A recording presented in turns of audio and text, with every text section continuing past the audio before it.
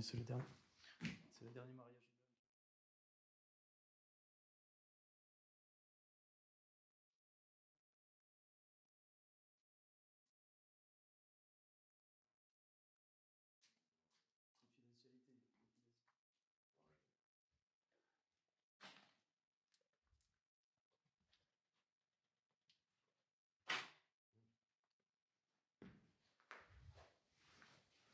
Ça a fermé dans les années. Ah non, pas. Ouais, oui, je parle.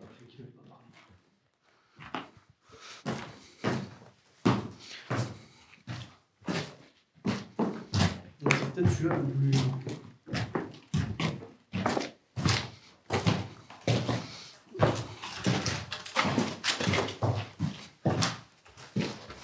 Barré.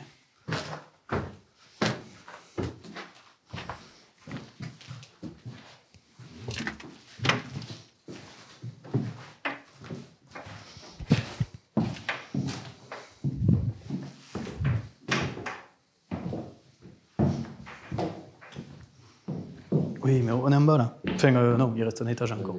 Ah, ça c'est sympa. Putain.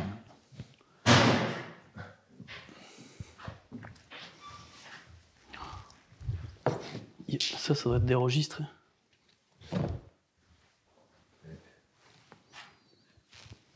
Gazette du Palais.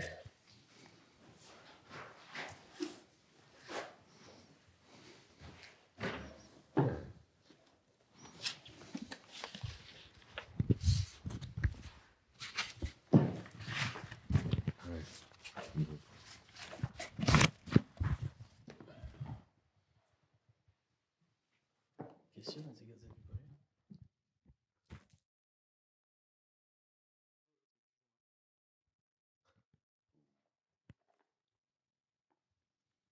C'est jurisprudence. Oui, logique, t'as les Dalos et puis après tout ça c'est jurisprudence.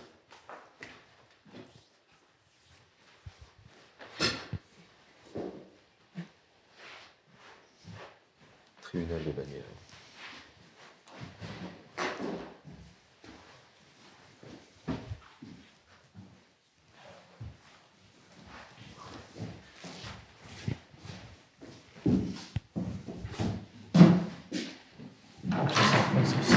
Ah ben voilà.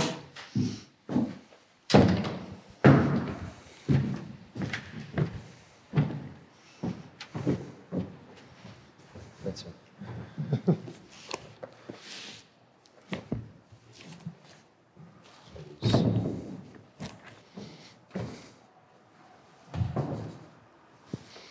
Bon.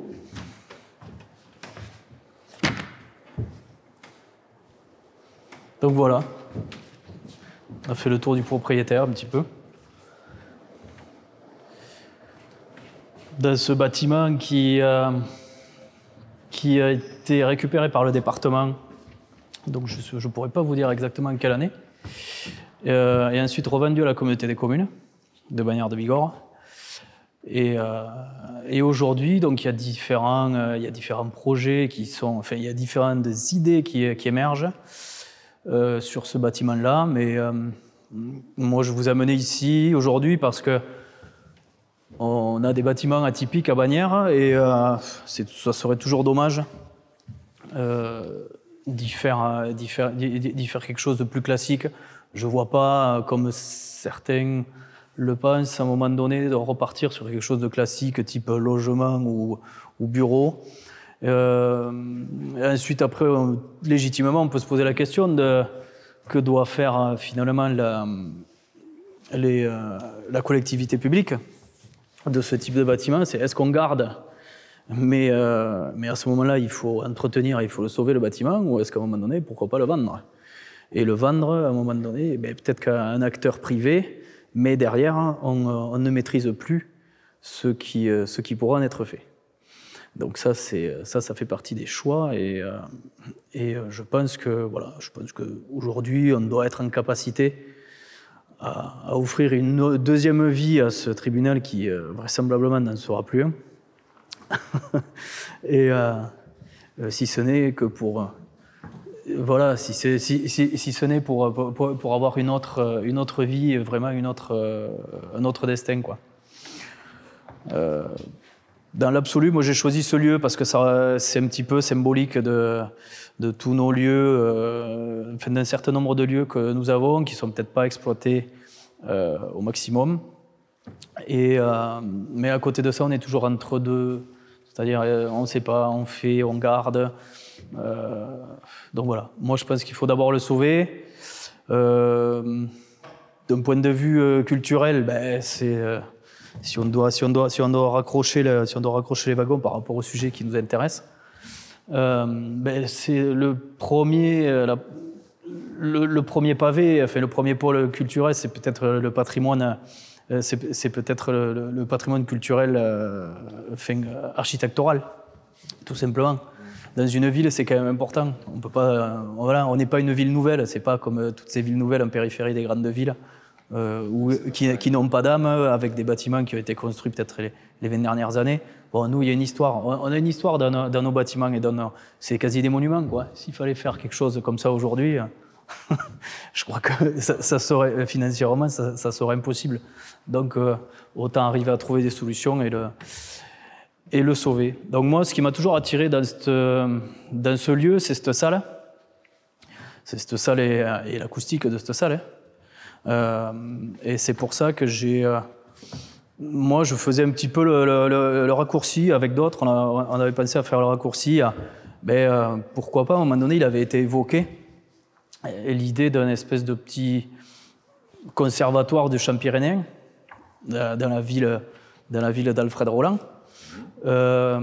Aujourd'hui, on a les chanteurs montagnards qui sont connus, qui font partie de notre culture. Enfin voilà, ça fait partie de notre patrimoine et c'est vraiment un emblème de la culture du Champ-Pyrénéen. De plus en plus de petits groupes. Ça revient au goût du jour parce que si on prend l'origine en fait de ces chants, c'était des chants qui se transmettaient par la parole. Il y a très peu de recueils en fait qui conservent les paroles et l'histoire de ces chants. Et finalement, l'intérêt, ça aurait été finalement de faire une espèce de mini conservatoire en fait, et où derrière on aurait d'une part la maison un petit peu des chanteurs montagnards, mais d'une autre part une maison qui accueillerait tous ces petits groupes qui sont un petit peu éparpillés partout et qui permettrait en fait de créer une dynamique, une synergie par rapport à ça. Donc derrière, forcément l'acoustique de cette salle, possibilité de recevoir du public. Donc c'est pas mal aussi pour, j'ai envie de dire, s'entraîner entre guillemets pour les groupes de pouvoir évoluer dans une ambiance comme ça. Et ensuite voilà, donc c'est des choses qui peuvent être envisagées. Et alors après attention, là, je parle moi en tant que Sébastien Lacrampe, élu communautaire et élu à la ville de Bagnères de Bigorre.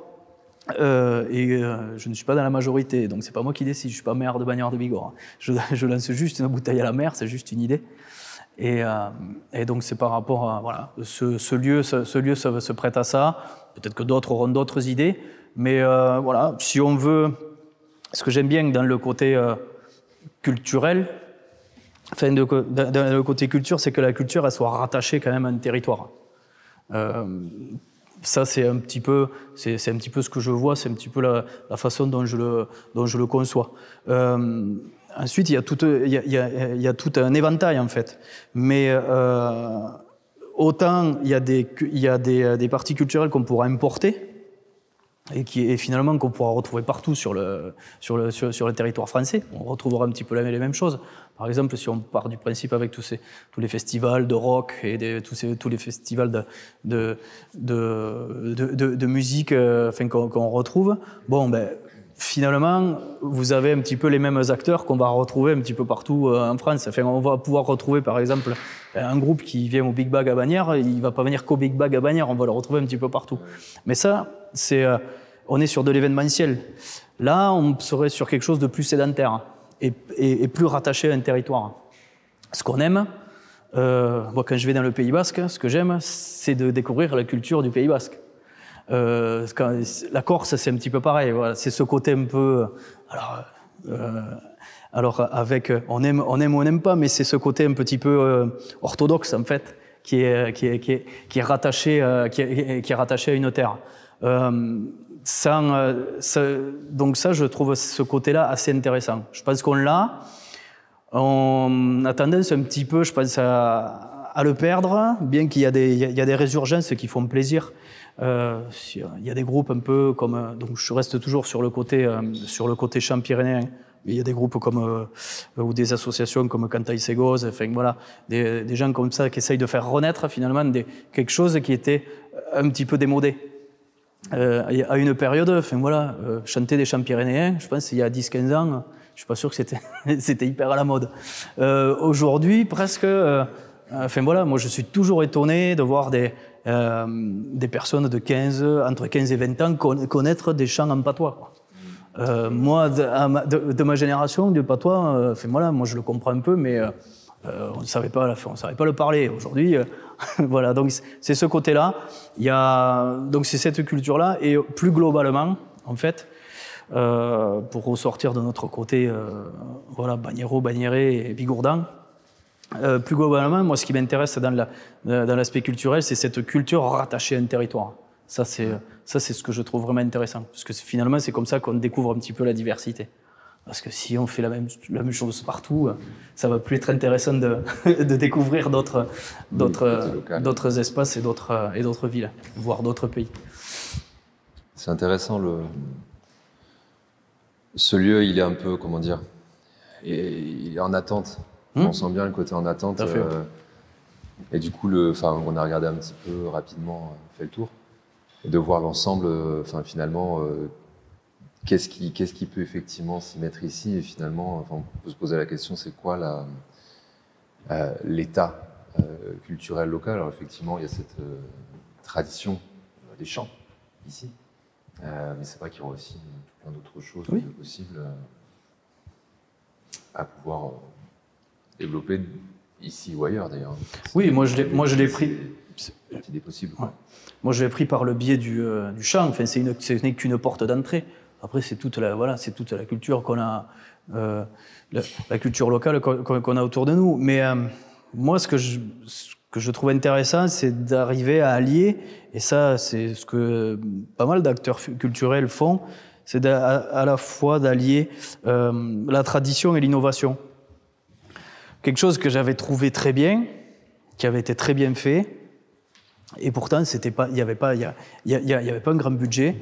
C'était, je crois, la fête de fin d'année. Alors ça va sembler un petit peu bizarre, mais la fête de fin d'année de l'école de danse locale du centre culturel. Ma fille qui fait de la danse classique, où il y avait eu cette représentation à l'Augrain, avec à la fois on a lié l'art plastique avec les photos, Alix derrière. Ouais. Si Dernière m'était compté. Voilà. C'était celui-là, voilà. avec les photos. Avec les photos, il y avait l'art, donc il y avait l'art vivant, donc avec la danse qui était représentée. Il y avait de la poésie aussi derrière. Enfin voilà. Et tout ça, c'était ancré dans la culture. C'est-à-dire que, moi, ça m'avait énormément touché parce que j'avais trouvé que c'était une super idée. Et pourtant, il n'y avait pas des moyens démesurés. Mais au final, ça avait été un spectacle. Enfin, voilà, tous les gens qui sont allés qualitativement, ils avaient été enchantés. Et ça, je trouve que là-dessus, c'est sur des références comme ça. Moi, je pense qu'il faut s'appuyer. Et enfin, voilà, on peut développer tellement d'autres choses. Il y a quelques années, toujours pareil, un petit peu sur le même principe, il y avait eu le festival à voix haute. C'est dommage que ça n'ait pas pu continuer. Ça avait été une initiative très intéressante. D'ailleurs, c'est intéressant parce que finalement, c'est pas la première fois. Enfin, à voix haute, moi, j'ai très peu connu juste quand je suis arrivé ici. Et après, et après, ça s'est arrêté. Et en fait, c'est pas moi, depuis que je suis là, finalement, c'est pas le seul festival entre guillemets qui a démarré et puis qui s'arrête un peu. Et on a un peu cette impression-là parfois. Il y a des envies comme ça qui démarrent. Il y a des choses qui se mettent en place. Et en fait, c'est comme si on transformait pas l'essai, quoi. On est plus sur l'histoire du ballon d'essai. où à un moment donné, on dit « on va faire quelque chose », parce qu'il faut faire quelque chose, donc on va faire quelque chose. Mais derrière, on a trop ce côté, je pense qu'on prend trop la culture sur le côté événementiel. C'est-à-dire c'est un événement, c'est ponctuel, clac, on fait ça, et bien, alors ça marche ou ça marche pas, bon, mais au final, c'est un événement, ça a duré 2 jours, ça a duré 4 jours, ça a duré une après-midi. Mais voilà, finalement, derrière, on n'essaye pas de s'appuyer sur le vécu et peut-être il y a peut-être un partage de bonnes pratiques également à partir de ça. Mais finalement, ça s'inscrit dans, malheureusement, depuis un petit moment déjà, l'absence de politique culturelle globale qui fait que c'est ce qui manque un petit peu, finalement, une organisation. Pas une organisation dans le sens hiérarchique et militaire tel qu'on pourrait le penser, mais vraiment qu'il y ait une concertation, mais pour moi ça doit venir vraiment des acteurs et en lien direct avec les élus. Donc voilà, pourquoi les élus? Parce que c'est les élus à un moment donné qui vont donner les moyens. Et on le sait très bien que dans ce milieu-là, le moyen principal, le nerf de la guerre, ça reste le financement, ça reste un lieu, ça reste, enfin voilà. Donc ça va être des moyens matériels ou financiers pour faire aboutir des projets. Maintenant, comme dit l'adage, 1000 métiers, 1000 misères. Donc je pense 1000 activités. À un moment donné, si on diffuse, si on est trop, si on s'éparpille trop, on fera pas, je pense, des actions assez efficaces. Et assez intéressante. Alors, est-ce qu'à un moment donné, il ne faut pas plus programmer sur 4-5 ans et finalement avoir des événements forts et après, sur ces événements, peut-être arriver à en pérenniser et à rendre finalement il faut absolument passer de l'événementiel au permanent. On a des lieux pour ça. Il y a Bagnères et la communauté des communes, il y a énormément de lieux par rapport à ça. Par contre, ce qu'a besoin l'élu, c'est d'avoir une visibilité sur un lieu. Il ne peut pas mettre à disposition un lieu, faire des travaux, et pour peut-être une association ou deux qui va arriver, qui va être très performante sur 2 ans, et après finalement, comme on repart sur autre chose. Donc c'est ça, c'est le plus difficile à construire, c'est ça. Et finalement, une fois que cette construction, parce que ça passera par la confiance aussi, hein, il faut se dire les choses, hein, il faut se dire les choses, hein, et arriver à évaluer. Mais je pense pas que ça soit aujourd'hui aux élus ni aux politiques d'évaluer, parce que je suis pas sûr qu'aujourd'hui ils aient les compétences pour évaluer. Par contre, il faut que les acteurs du milieu culturel et artistique puissent arriver finalement à s'auto-évaluer entre eux, à créer un comité ou quelque chose qui permette de dire bon, là on a fait ça, ou là on a ce lieu, on l'utilise pas assez bien, ou là voilà. Et c'est cette organisation qu'il faut arriver à trouver. Compliqué, je peux comprendre que c'est compliqué dans un milieu où bien souvent, surtout particulièrement dans l'art plastique, on a l'habitude de travailler seul. Et il n'y a rien de plus compliqué que de trouver une organisation, enfin voilà, de faire vivre une organisation humaine, quelle qu'elle soit. Ça, c'est la plus grande difficulté. Mais j'ai envie de dire, il n'y a que plus c'est difficile et plus belle sera la réussite. Donc il faut arriver. Voilà, c'est ça. Et donc, je trouve, voilà, moi je pense que cette base, la pierre angulaire, c'est ça. Après des idées, je suis convaincu que les acteurs qui sont ici sont tout à fait capables de trouver des idées. Et ensuite, derrière, pour moi, que ce soit les citoyens qui sont peut-être un petit peu loin du milieu culturel, derrière, ils comprendront qu'il y a quand même un réel intérêt à avoir une ville et un territoire qui vive sa culture pleinement. Pour la simple et bonne raison que pour moi, ça reste quand même la meçon de l'attractivité. Et nos territoires ruraux, malheureusement, ils manquent pleinement de ça. C'est-à-dire, là où le bas blesse, c'est l'attractivité. Et ça peut être un levier hyper puissant en termes d'attractivité. Mais voilà, tout ça se construit. Je pense qu'on a trop fonctionné par habitude ces dernières années. C'est-à-dire que chacun avait son circuit de communication où chacun faisait son projet dans son coin, allait le porter, allait se le faire valider. Ouais. Et finalement, je pense qu'il faut sortir de ce système-là. Parce qu'on peut arriver à un danger qui serait un système un petit peu clientéliste où à un moment donné, on aiderait un tel parce qu'on a l'habitude de l'aider. Oui, tout simplement parce qu'on le connaît. Et parce qu'on le connaît. Pas forcément. Voilà. On va pas l'aider pour le projet qu'il va présenter. On va pas regarder le projet. On va regarder mais c'est lui qui vient, donc il peut faire. Si c'est lui qui vient. Et au final, le projet, on l'a même pas regardé. Oui, ça revient à ce que tu disais tout à l'heure de savoir à peu près globalement vers où on va sur une certaine période, de voir à peu près qu'est-ce qu'il y a comme manque à tel moment, à tel endroit, plutôt dans quel secteur culturel, parce que c'est pareil, il y en a plusieurs. Effectivement, art plastique, art vivant. Tout dépend aussi vers quelle est la largeur qu'on met dans la culture, parce que c'est vrai qu'ici, la culture est très très diversifiée localement entre cette culture traditionnelle, je ne sais pas à quel point elle est partagée par tout le monde, combien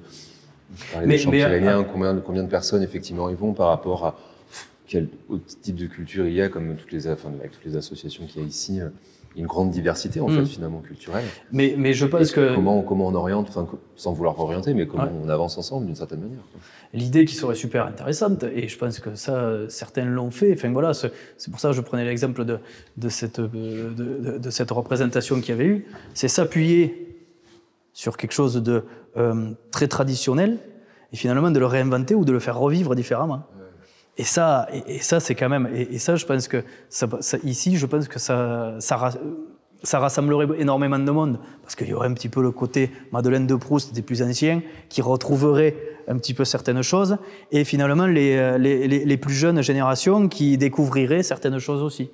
Je suis toujours amusé quand je vois passer parfois sur les réseaux sociaux les vieilles vidéos en Super 8 où tout le monde trouve ça formidable. Il dit oh là là, qu'est-ce que c'était bien, Mais pourquoi ? Parce que les plus anciens, ils sont nostalgiques d'une certaine époque, et finalement les plus jeunes découvrent une ville qu'ils n'ont jamais imaginée.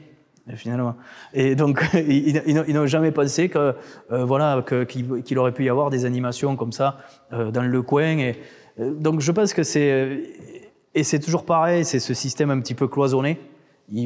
Finalement, ce qu'il faut arriver à faire, il faut arriver à faire tomber ces cloisons et que finalement tout le monde arrive à parler un petit peu et à communiquer. Mais pour ça, des actions culturelles et l'organisation plus globalement d'une politique culturelle est un super outil, est un super vecteur pour justement faire tomber ces cloisons. Donc voilà, on sera toujours attiré, mais peut-être dans un premier temps par une représentation. Alors on ira peut-être avec ou des préjugés ou de la curiosité, mais on ira. Quand quelque chose se passe, on va y aller. Après, c'est intéressant d'une certaine manière que tu parles du spectacle de fin d'année de danse, parce que globalement, là, dans le public, on a effectivement les parents. Voilà, tout à fait. Via la jeunesse, il y a tous les jeunes et moins jeunes d'ailleurs qui participent au cours de danse du centre culturel. Il y a les amis pour certains, et puis effectivement la plupart des parents qui vont voir leurs enfants danser. Mais c'est un biais aussi effectivement. Voilà. Et en toute honnêteté, je ne saurais pas aller voir un spectacle de danse s'il n'y avait pas eu ma fille dedans. À côté de ça, ce que j'ai vu, j'ai été très étonné parce que j'ai été très étonné par la qualité du rendu, finalement. Et je m'attendais peut-être à avoir quelque chose d'un peu plus scolaire, d'un peu plus classique. Un spectacle de fin d'année, c'est vrai qu'on a toujours cette peur. Voilà. En tant que parent, je pense, de se dire, oh là là, qu'est-ce que je vais voir et finalement, ma fille juste 3 minutes, et voilà. Il y a toujours effectivement et finalement, alors c'est presque, ça va faire bizarre ce que je veux dire, mais peut-être qu'à un moment donné, j'ai même presque oublié qu'il y avait ma fille. Oui. Tellement j'étais happé finalement par ce qui était présenté. Donc ça veut dire que qualitativement on sait faire les choses. Et donc c'est plus après une question d'organisation. Et si en plus, comme j'ai dit, c'est quelque chose qui n'a pas coûté grand-chose, Si en plus derrière, on arrive à mettre des moyens avec des personnes qui sont capables de faire des choses comme ça, je pense qu'on peut faire des choses très, très... enfin voilà, en termes de rendu, vraiment quelque chose de très attrayant, quoi. Ouais. Et qualitativement, vraiment de très, très intéressant. Est-ce qu'on va se bouger un peu du... Oui, finir le tour. On va continuer notre visite. Dans ce bâtiment extraordinaire. Où on fait attention, où on met les pieds. Enfin là, ça va, c'est du dur.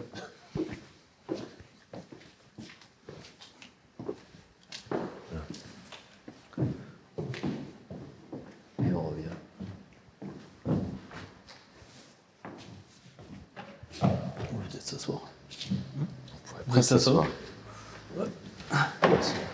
Une discussion sur le banc de... Maintenant qu'on n'est plus à la place du... Alors maintenant, en tant que public... Ah bah non, on a commencé, on a fini par... On va parler en tant que public, oui. Oui, comment intéresser... Je pense que c'est ça, d'une certaine manière, c'est comment, avec cette diversité-là, comment réussir à intéresser... comment réussir à faire venir les gens. Finalement, on a une salle de spectacle qui est... enfin, la Halograin, qui a des moyens tout à fait... Enfin, assez chouettes pour la ville de Bagnères, quoi. Parce que, bon, bah, il y a tout le matériel technique ou quoi que ce soit. Il y a, je sais pas combien de places dedans, presque 300 places au moins. Il y a une fosse. Quelque chose comme ça. Il y a une fosse, même, qui est toujours... que je pourrais faire venir un orchestre. Que j'avais vu ouverte. Non plus. Et non, mais les outils, on les a.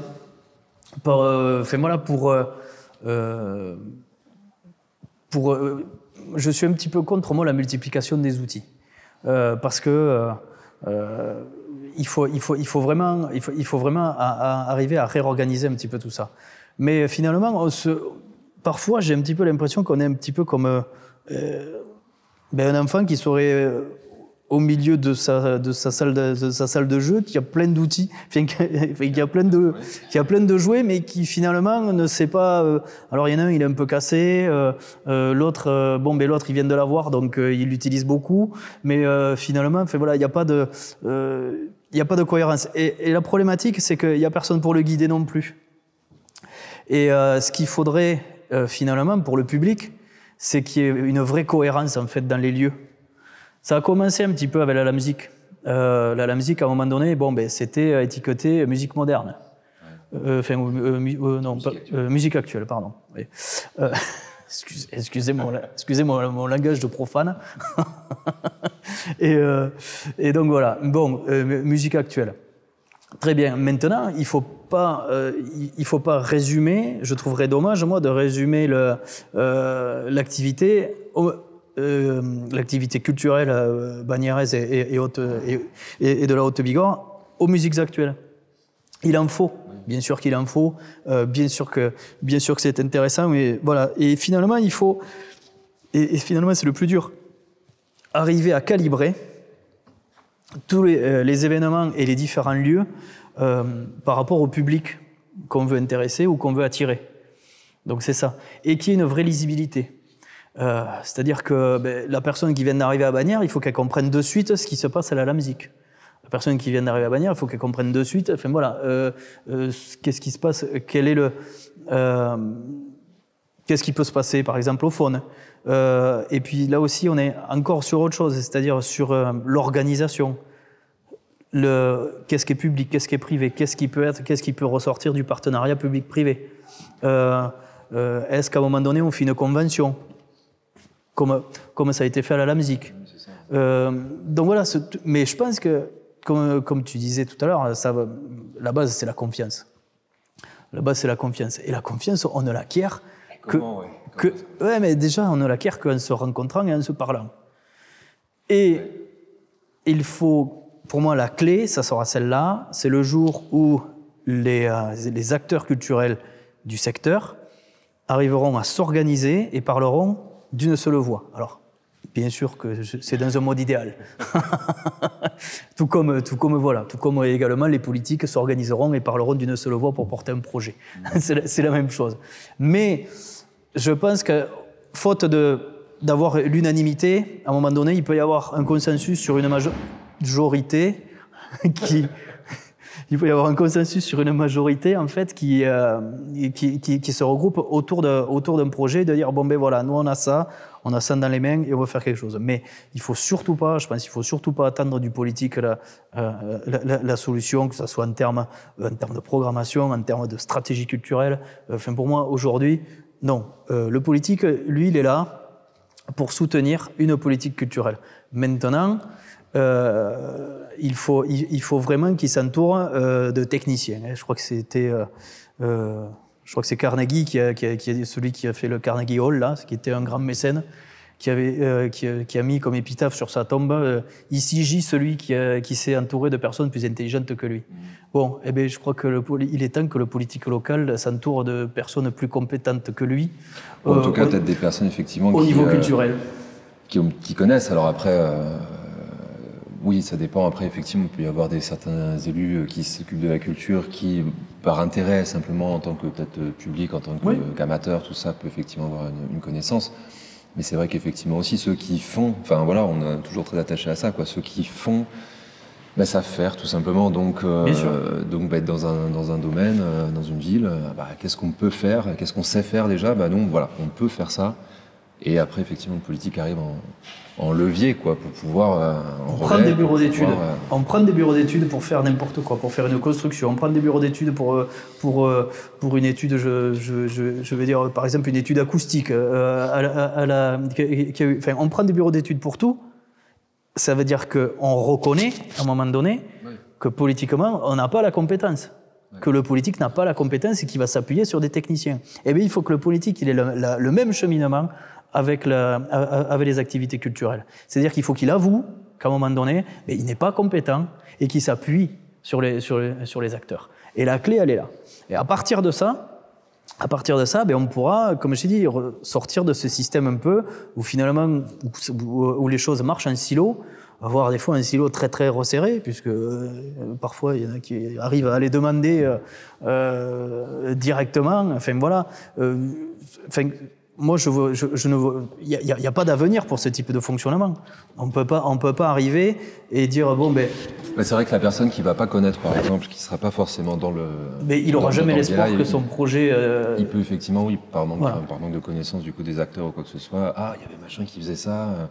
Waouh! Ah ben je ne savais pas. Et d'ailleurs, moi j'ai déjà vu ça à Bagnères parfois aussi. Et puis ailleurs, ça se passe aussi, quoi. Il y a quelqu'un qui fait quelque chose d'extraordinaire, mais juste il est complètement en dehors du réseau, enfin en tout cas mais le réseau. Mais il faut sortir. Qui s'est constitué au fur et à mesure, quoi. Oui, mais malheureusement c'est des habitudes, c'est normal. Voilà, et bien c'est exactement ça. Il faut arriver à rompre avec ces habitudes qui sont souvent des mauvaises habitudes parce qu'on a l'habitude de travailler avec quelqu'un et donc on continue de cette façon-là. Donc derrière, tout ça laisse pas la place à l'innovation.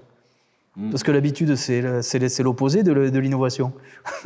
donc si on fonctionne toujours de la même façon, enfin voilà, c'est juste pas possible. Donc par rapport à ça, je pense qu'il y a là, c'est vraiment le premier point, c'est ça. Ça serait une organisation, une politique pluriannuelle qui pourrait être proposée. Et derrière, là aussi, c'est réfléchir. Là, le politique doit réfléchir sur 2 points. C'est-à-dire que est-ce qu'on continue à séparer les lieux culturels de la politique culturelle ou est-ce qu'on réunit tout dans une même compétence? Parce qu'aujourd'hui, c'est très compliqué de vouloir faire une politique culturelle quand on n'a pas les lieux. Et c'est difficile aussi quand on a le lieu, mais quand on n'a pas la compétence de la politique culturelle, d'arriver à monter également des projets. C'est compliqué, du coup, c'est compliqué parce que. L'explication d'interlocuteur. Exactement, parce que du coup, l'acteur culturel, il ne va pas déjà commencer à savoir à qui s'adresser. Oui. Aujourd'hui, je suis artiste, ou un groupement d'artistes. Je m'adresse à qui? Je m'adresse à Traverse, qui est un acteur reconnu. Je m'adresse à l'adjoint de la ville de Bagnères. où je m'adresse au vice-président de la communauté des communes qui est en charge des bâtiments. Oui, des bâtiments. Des bâtiments.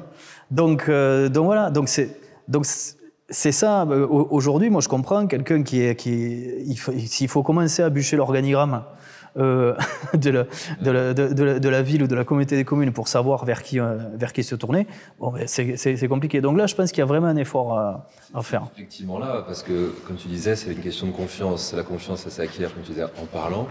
Mais comme on ne sait pas à qui s'adresser, voilà. Déjà, on peut pas forcément. Alors, on sait pas. Si, on sait, mais disons que c'est diversifié, c'est multiple, et donc je dirais, c'est pas forcément qu'on va pas savoir vraiment à qui s'adresser, mais un tel va nous proposer ça, l'autre va nous proposer ça, la troisième, et ainsi de suite, et ça va être un peu différent à chaque fois, et à la fin, on va choisir soi-même, l'artiste en question va se dire, je vais travailler avec telle personne, ou telle personne ne peut pas réussir à avoir mobilisé suffisamment de moyens, donc, on aurait pu, mais en fait, c'est pas possible, il faut trouver par ailleurs, et donc effectivement, c'est de rassembler, c'est compliqué. Oui. Donc c'est arriver à ce cheminement-là. Et ensuite, pour moi, le politique, il va très vite comprendre, et y compris les citoyens, que, je pense que quand nous avions encore une vie normale, moi je sais que tout ce qui s'est passé au niveau du week-end, quand il y avait phare et des choses comme ça, et des activités comme ça, c'est toute l'économie locale qui s'en ressentait. Il trouvait ça formidable. Donc même le gars qui va être complètement hermétique à ça, derrière, il va quand même arriver à comprendre que oui, finalement, il y a quand même un réel intérêt. Et puis en termes de mixité, en termes même de mixité sociale, surtout, je trouve que c'est quand même un levier qui est quand même très intéressant. Quand tu vas dans n'importe quel spectacle ou voir, c'est toujours intéressant. Et puis même pour celui qui est issu d'une famille qui n'est pas forcément tournée vers le milieu culturel, de pouvoir mettre à portée de main et à portée d'œil, d'oreille et autres, ce type d'activité, je trouve que c'est toujours intéressant. Et c'est pour ça que, quand on voit un petit peu certaines dérives obscurantistes qui s'installent, on s'en sortira grâce à ça, grâce à la culture, quoi. C'est grâce à la culture, grâce à l'histoire, grâce à tout ça qu'on fait en sorte que les individus deviennent des individus, comment dire, bien structurés dans leur tête, quoi, et dans leur vie.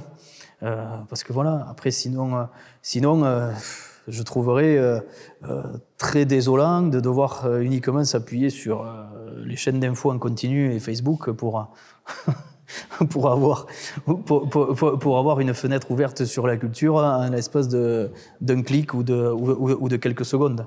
Donc je pense que nos enfants, ils méritent mieux que ça, et donc je pense que c'est pour ça que ça vaut le coup de faire des efforts, que ce soit des efforts en termes de temps passé, parce que, comme on disait, une organisation humaine, cette fameuse organisation qui a ces fameux contacts à prendre, ça prend du temps. Aujourd'hui, on prend du temps, tous les deux, à essayer de parler de ça.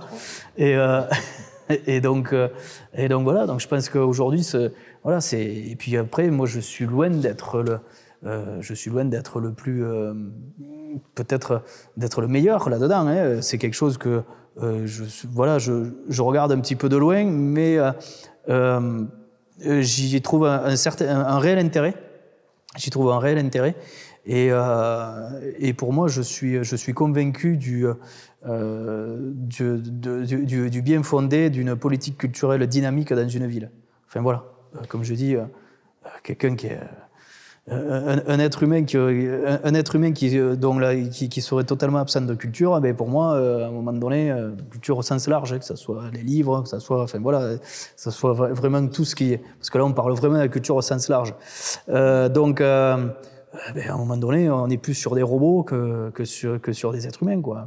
Il y a tout un côté, je sais pas, je me trouve pas le mot exact, mais tout un côté de moi, donc tu m'aides pas. Et donc, non mais il y a tout un côté. Non, je veux pas le.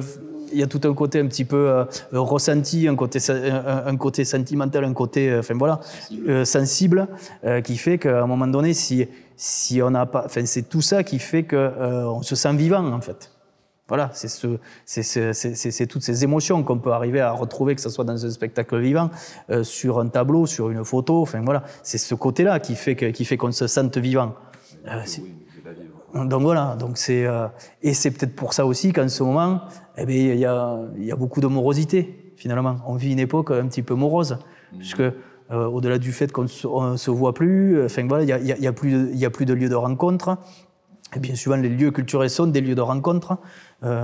L'être humain, il est constitué pour vivre voilà, en collectivité. Il n'est pas constitué pour vivre tout seul. Donc voilà, et rien de mieux que des lieux comme ça, qui sont des initiatives. On va voir une expo, on va voir un spectacle, mais finalement, après, derrière, on en discute. Et donc, c'est ce qui crée du lien. Donc, on se plaint toujours que, même dans certains villages autour, on se plaint toujours qu'on a des villages dortoirs, pardon. Oui. Bon, mais c'est vrai, il y a des villages qui sont devenus des villages dortoirs en périphérie, enfin voilà, où finalement on arrive comme dans les grandes villes à ne plus connaître le voisin, et finalement s'il n'y a pas une activité à un moment donné qui fait que le village ou le quartier se regroupe, et finalement il y a plus de lien social. Donc voilà. Avant, à une époque, le lien social, ça se faisait au café. Bon, les cafés, ça n'existe plus. C'est ça, oui, mais c'est assez intéressant parce que, même c'est assez drôle parce que du coup, même le café, en fait, a quelque chose de très culturel, d'une certaine manière, parce que pour ce dont on va discuter ou quoi que ce soit, je me souviens, si je dis pas de bêtises, à Gerd, il y avait à un moment 7 cafés. Ouais. Jusqu'encore dans les années 80, il y en avait encore. Il y avait un café Asté qui est resté jusqu'à il n'y a pas très longtemps. Mais là, qui est un peu... De souvenirs, je crois qu'il y en avait 3. Ouais. Donc voilà, 3 voire 4. Mais parce qu'il n'y avait pas la télé. et que parce que à un moment donné, c'était le passage obligé. C'est-à-dire que tu finissais le boulot, tu allais au café. Et puis voilà, c'était le passage obligé. Mais c'était un endroit, voilà, c'était un endroit qui favorisait le lien social. C'était voilà. Des lieux ouverts. Enfin, voilà. Pour le coup, c'est vrai qu'un café, bon, plus ou moins ouvert parce que ça dépend des cafés, mais tout le monde peut y rentrer d'une certaine manière. Voilà, enfin, a priori, il n'y a pas d'interdiction. Oui. Non, mais c'était voilà, c'est tout ça. C'est même plus facile de rentrer dans un café que dans une salle de spectacle. Oui. Parce qu'on voilà, c'est. Mais donc direct. Donc du coup, les fameux cafés-théâtres, c'était encore mieux. Ah bah là. Parce qu'il y avait le café et le théâtre. C'est ça, les cafés, je dirais, les cafés associatifs qui font des événements culturels, ça c'est une bonne, c'est un bon truc ça. Mais c'est le Graal, c'est le Nirvana. Et non, mais c'est sûr que c'est sûr que voilà, par rapport à tout ça, il y a tellement de pistes. Enfin voilà, ça dépend de ce qu'on attend aussi dans quel territoire on veut vivre, quoi. Est-ce qu'on veut vivre dans un territoire qui tente à créer du lien social, et finalement notre territoire s'y prête. On est petit, on est un petit territoire, on est 16 000. Il y est. Il y est. C'est-à-dire que, on l'a vu même dernièrement, l'année dernière ou quoi que ce soit, c'est que même si on n'a pas envie de se parler, on se retrouve à se parler, on se retrouve... Oui, bien sûr. Ça crée c'est assez drôle parce que même quand on ne voudrait peut-être pas parfois croiser telle ou telle personne, la petitesse du territoire fait qu'on est obligé de croiser les gens dans la rue. Enfin voilà, c'est ça qui est assez drôle, quoi. Mais je trouve c'est ce qui est important aussi, parce que si par malheur on devait perdre cette dimension politique du territoire, j'entends par là la communauté des communes. Si on devait, pour des raisons X ou Y, être absorbé à un moment donné par une entité plus grande, peut-être qu'on perdrait également ce qui fait notre singularité sur certaines choses. Et aujourd'hui, je pense que notre attractivité, parce que j'en reviens à ça, et notre attractivité, elle passe par là. Les gens, ils viennent chez nous parce que parce qu'il y a ce côté authentique, parce qu'il y a ce côté un petit peu fond de vallée. Alors il y en a qui te diront oui, mais bon, ici, on est un fond de vallée. Mais c'est bien parce qu'on est un fond de vallée aussi. Est-ce qu'on n'est pas une porte d'entrée voilà. vers la vallée plutôt, presque, qui amène... Oui, non, mais exactement. Moi, je le vois plus. On est plus une porte ouverte sur le pic du Midi, pour moi, ou une fenêtre ouverte sur le pic du Midi. On est quand même au pied de la Tour Eiffel, hein, mine de rien. Et donc, est-ce que voilà, donc par rapport à tout ça, c'est pareil. Il y a tellement de, tu vois, on parlait par rapport à la culture, j'ai ouvert la porte du champ Bigourdan. Bon, il y a une autre porte qui est également la culture. Il y a une culture scientifique aussi avec le pic du Midi. Ça aussi qu'il faut arriver. Oui, qui est d'un aspect un peu plus effectivement patrimonial ici, la société Ramon, tout ça. Bien sûr. Et même plus large, c'est-à-dire en fait d'où ça vient, sur quoi ça s'appuie et qu'est-ce qu'on en fait aujourd'hui finalement. Voilà. Ce regard sur les Pyrénées, sur ce qui a fait Bagnères, sur les thermes, sur le thermalisme, tout ce patrimoine-là aussi, parce que la culture c'est aussi bien sûr. Ce patrimoine. Oui. Oui, donc voilà. Donc c'est pour ça que j'ai trouvé intéressant de venir ici, parce que c'était vraiment symbolique. C'était vraiment une symbolique territoriale finalement. Au-delà de ce qu'on pourrait y faire, de toutes les choses qu'on pourrait y faire, on a quelque chose, un bâtiment qui reflète une certaine grandeur d'une certaine période. Oui. Voilà. Je ne pense pas que ce soit dans toutes les villes où il y avait un tribunal comme ça, où il y avait une architecture comme ça. Mais ça reflète également le fait qu'on le laisse un petit peu... Alors, on ne va pas dire à l'abandon, parce qu'il y a des gens qui réfléchissent à un avenir par rapport à ce lieu. Mais aujourd'hui, est-ce qu'il faut complètement dénaturer ce lieu? Aujourd'hui, est-ce qu'il faut... lui donner une perspective précise. Voilà, c'est toutes ces questions qu'il faut se poser là aujourd'hui. Et finalement, c'est se dire, il faut arriver à construire ensemble, qu'est-ce qu'on veut faire demain, que ce soit pour ce tribunal, mais également pour notre territoire. Ici, je vais être volontairement... Et si on le rasait, le tribunal?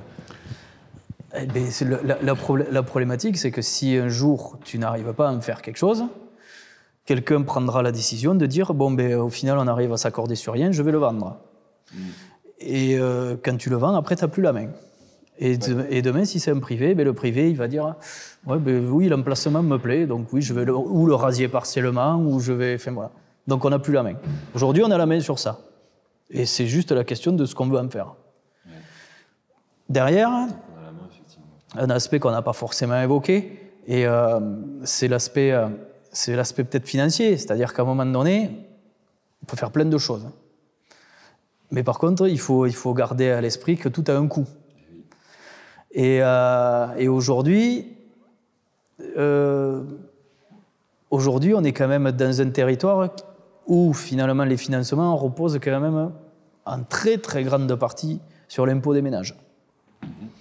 Donc, plus tu voudras faire de choses, d'un côté, plus à un moment donné, ça pourra peser sur l'impôt des ménages. D'où, mais là je vais m'arrêter sur ce côté-là, d'où il faudra quand même à un moment donné faire des arbitrages, c'est-à-dire qu'il faudra prendre des décisions à un moment donné de faire la part entre le service public qu'on rend, combien il coûte, et surtout les investissements qu'on doit faire à un moment donné pour financer ces services. Aujourd'hui, une collectivité ne peut pas faire que perdre de l'argent. Ça peut être compliqué. Voilà. Elle peut perdre de l'argent sur certains secteurs parce que finalement, elle perd de l'argent, mais cet argent-là, il n'est pas totalement perdu. C'est de l'investissement parce que derrière, on va créer du lien social, parce que derrière, on va créer une solidarité pour les plus démunis. Donc ça, OK. Et ensuite, derrière, il y a des services publics, par exemple, une école, ça n'a pas pour ambition d'être rentable. Non, donc voilà. Donc il y a ça. Mais ça, il faut arriver à côté de ça à faire des investissements qui, eux, peuvent générer de l'argent pour financer ça. Sinon, on se repose uniquement sur l'impôt des ménages. Oui. Et donc, du coup, c'est pas Ça se fait en fonction de ça, du coup, simplement en fonction de ça. Eh bien, en grande partie, oui, mais derrière, si on redevient attractif, il y a plus de monde qui vient, donc la facture, on peut la diviser en plusieurs. C'est-à-dire qu'on peut essayer de prévoir, d'une certaine manière, se dire, on peut... mais bon, c'est le risque. D'une certaine manière, c'est la question du risque. D'où le rôle, pour moi, essentiel, qu'a la culture à faire en sorte que notre territoire redevienne attractif. Parce que c'est grâce à elle également, grâce à d'autres leviers, mais grâce à elle également que si notre territoire devient attractif, eh bien derrière, ça fera des ressources supplémentaires. Et les ressources supplémentaires, voilà, aujourd'hui, on est dans un cercle. Il faut retrouver le cercle vertueux. Je veux pas être défaitiste. Voilà, il faut retrouver le cercle vertueux qui permet après de pouvoir financer des choses, de pouvoir être plus dynamique. Mais aujourd'hui, la réalité, c'est qu'on perd des habitants, donc on perd des moyens. Donc si on perd des moyens, on fait moins de choses. Et voilà. Donc il faut arriver à inverser cette tendance. Et si on est quelques-uns à s'investir. En termes de temps, en termes c'est qu'on pense que c'est possible. Je ne suis pas complètement fou et d'autres non plus. Si on était sûr que c'était pas possible, on le ferait pas. Hein. On resterait à la maison, on ferait autre chose. Il y a ce rêve un peu. C'est comme. On parle souvent de l'exemple avec Bilbao, avec le Guggenheim Bilbao, qui part d'un projet à la base un peu mais très très large finalement, parce qu'il y a effectivement le musée en lui-même, mais il y a un moment, il y a quelque chose en amont en fait qui arrive, un moment où on dit ok, comment on fait pour un endroit qui est, je parlais il n'y a pas très longtemps avec quelqu'un qui avait grandi là-bas, c'était pas la même chose effectivement. Bien sûr. Bon, après on est aussi sur une certaine forme de culture aussi, c'est quelque chose de très, c'est du gros moyen, on est sur quelque chose d'énorme, mais je pense que c'est aussi un peu ça effectivement, c'est aujourd'hui se poser la question comment on arrive un peu à anticiper et à se projeter tout simplement en fait au niveau culturel. Mais je pense que l'exemple de Bilbao, c'est un exemple où à un moment donné, ils ont misé sur quelque chose et ça a fonctionné. Mais donc il y a eu un risque qui a été pris et là pour le moment c'est un petit peu comme un risque, c'est un risque d'investisseur en fait. Hein. Sauf que c'est un investisseur qui a investi dans la culture et qui était convaincu que derrière, c'était un levier très fort en termes d'attractivité, en termes de relance de sa ville. Enfin, voilà. Donc, ça, mais moi, je pense qu'il faut aujourd'hui que les politiques en soient convaincus de ça. À une certaine échelle, quand il y avait eu le FART, c'est vrai qu'au départ, c'était un peu on va voir ce que ça donne, mais waouh, d'un coup, le nombre de personnes, le nombre d'habitants qui sont. D'habitants, pas du tout, je raconte n'importe quoi. Oui, j'ai compris. Les personnes qui sont arrivées, qui ont fréquenté la ville à ce moment-là est assez important. Je dirais même d'une certaine manière que c'est comme quand il y a le Big Bang. Tout à fait. À quel point est-ce que ça vient, en fait, quelles sont les retombées qu'il y a autour sur la ville. Moi, je connais pas forcément les chiffres, mais bon, clairement, il y en a, quoi. Et c'est ça qu'il faut arriver à transformer. C'est-à-dire, tu parlais de transformer l'essai, c'est exactement ça. C'est-à-dire que on met des choses en place sur de l'événementiel, on est plutôt bon sur l'événementiel. Parce que quand on travaille des choses et quand on fait des choses, on est plutôt bon. On sort quand même quelque chose qui est des événements qui sont quand même très intéressants. Mais c'est comment aujourd'hui passer de l'événementiel finalement à des lieux qui seraient permanents. Des lieux qui seraient permanents et derrière qui attireraient finalement et qui participeraient finalement à la richesse de la ville et du territoire. Et derrière, c'est ce qui permettrait finalement d'attirer. Et les gens viendraient à Bagnères pour ça, ou viendraient sur la Haute-Bigorre pour ça. Donc, je crois qu'effectivement, il y a un peu de ça. Et la question d'être le plus long, en fait, un peu plus long, l'accueil, la résidence, en quelque sorte, ça me fait penser, on en parlait la dernière fois avec d'autres acteurs culturels, c'était la question, effectivement, la résidence de territoire. Il y a Traverse qui fait ça ici. Mais en fait, comment on accueille, par exemple, les résidents, les artistes, quels qu'ils soient, en résidence sur le territoire. Moi, sur 3 projets que j'ai menés ici, à chaque fois, ça a toujours été cette question-là. Est-ce qu'on ne pourrait pas caler, en fait, dans le programme aussi ça? Parce qu'en fait, il y a un vrai besoin, quoi. C'est-à-dire que pour pouvoir rester plus longtemps, ils vont prendre ce temps-là de... Et c'est là où je pense que sur des problématiques, finalement, on est d'accord qu'on est plus sur des problématiques logistiques, là. Ouais. Et c'est là où je pense que c'est là où le politique doit être facilitateur. Tout à fait. Parce que le politique, on l'attend pas sur des choix de sujets, que ce soit au niveau d'un spectacle, au niveau d'une exposition, on l'attend pas là. Par contre, le politique, là où on l'attend, c'est bon, ben, écoutez, on a 10 artistes qui sont intéressés pour passer à Bagnères, sauf qu'aujourd'hui, il nous faut des logements. Et il nous faut des logements à prix maîtrisé, voilà, mais des choses correctes aussi.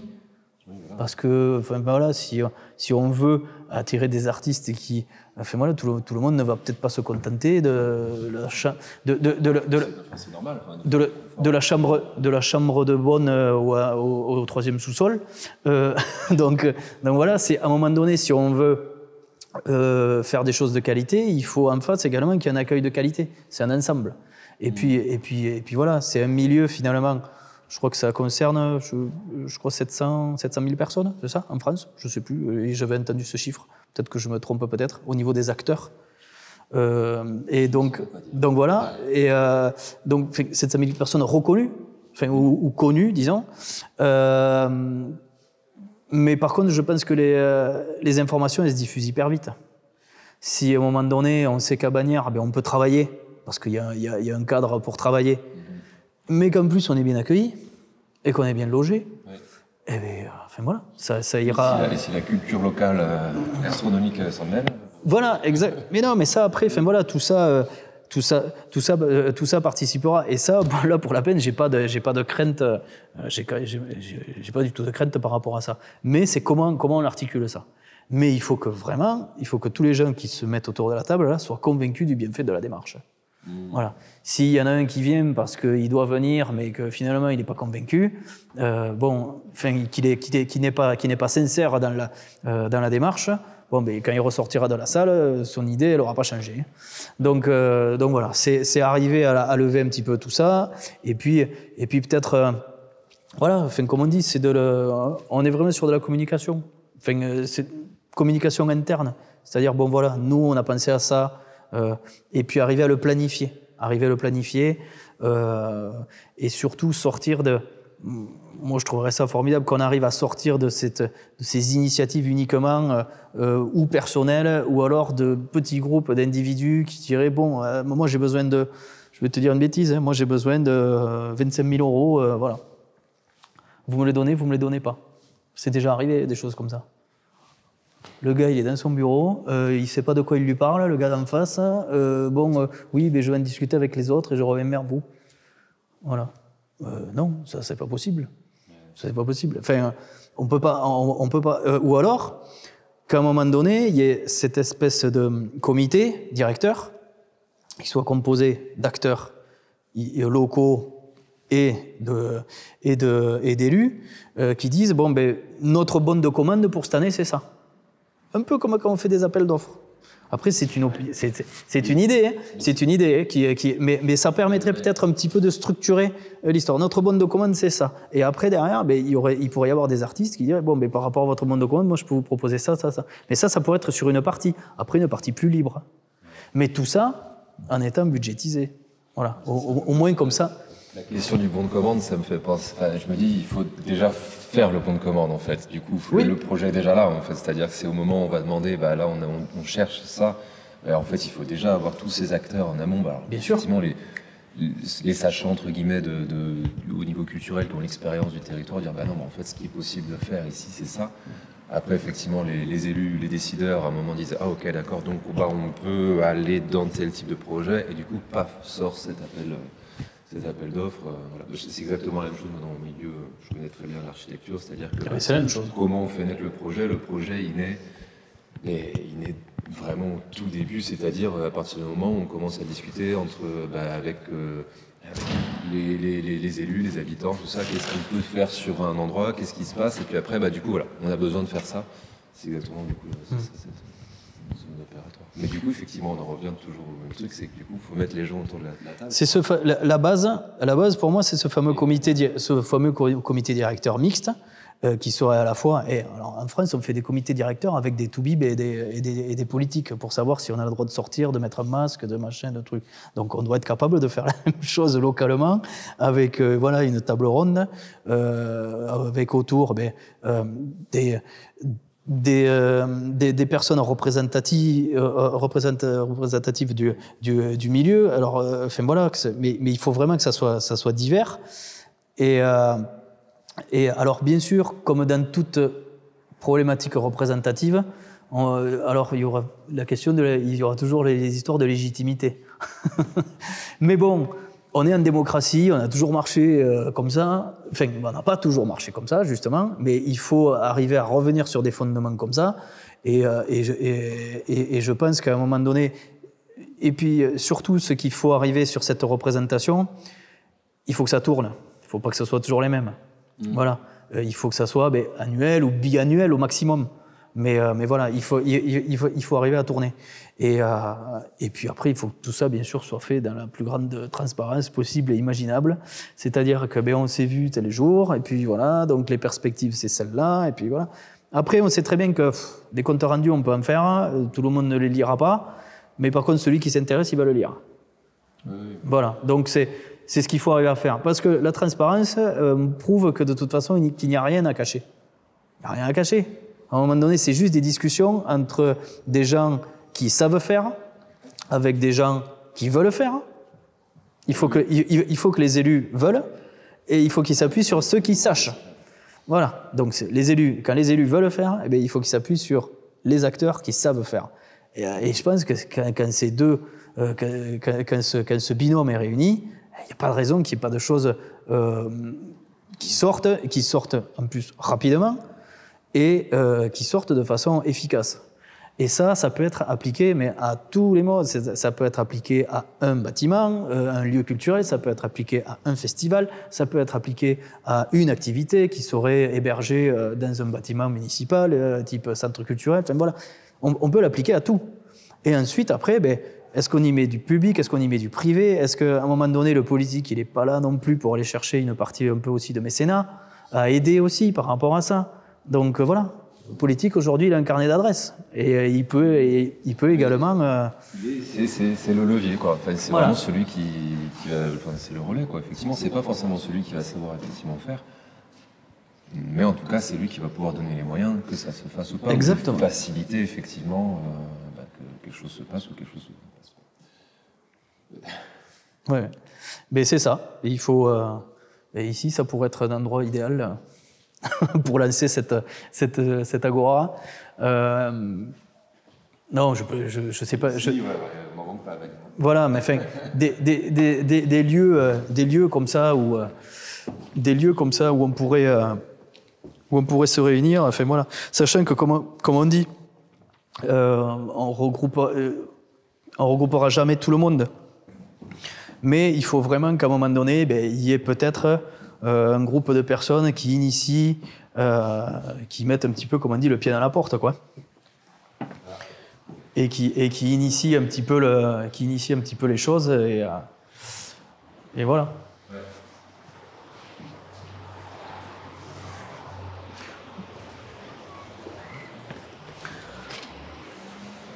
C'est meilleur dehors quand même.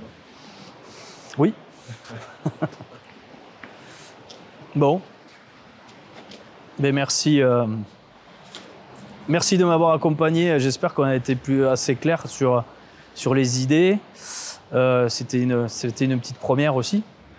Je pense qu'on peut remercier aussi le président de la communauté des communes qui nous a laissé faire ce petit voyage dans un bâtiment